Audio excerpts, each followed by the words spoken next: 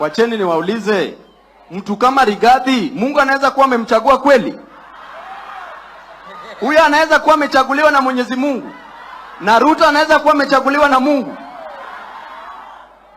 Let me tell you,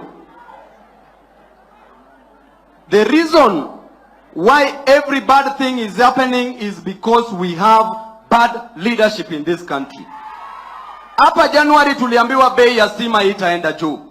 Saizi from next week bei ya stima inaenda wapi?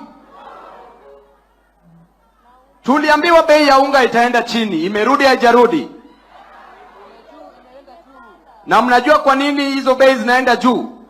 Kwa sababu dereva wa gari anakaa mbele, dereva wa meli anakaa mbele, dereva wa tuktuk anakaa mbele, dereva wa ndege anakaa mbele, dereva wa mkokoteni anakaa mbele, dereva wa bodaboda anakaa mbele, dereva wa baiskeli anakaa mbele. Ni dereva wa wheelbarrow peke yake ndiye anakaa nyuma.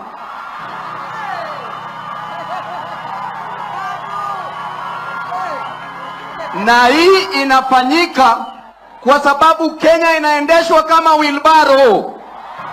Tutakubali hatutakubali?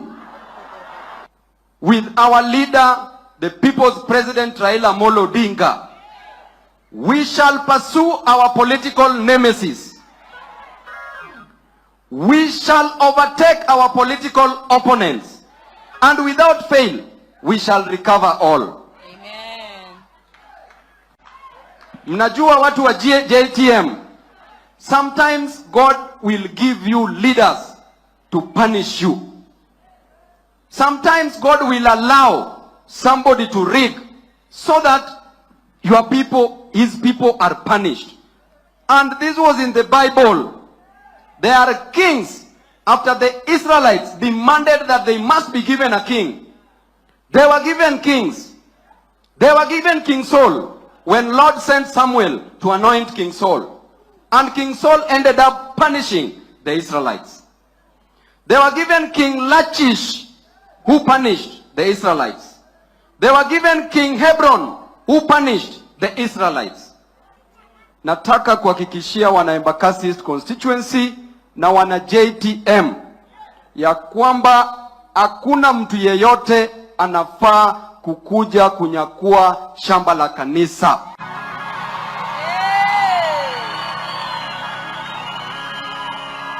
Na mimi pamoja na viongozi wa constituency pamoja na area MCS Tazo tutahakikisha watu wasiangaishwe kwenye JTM.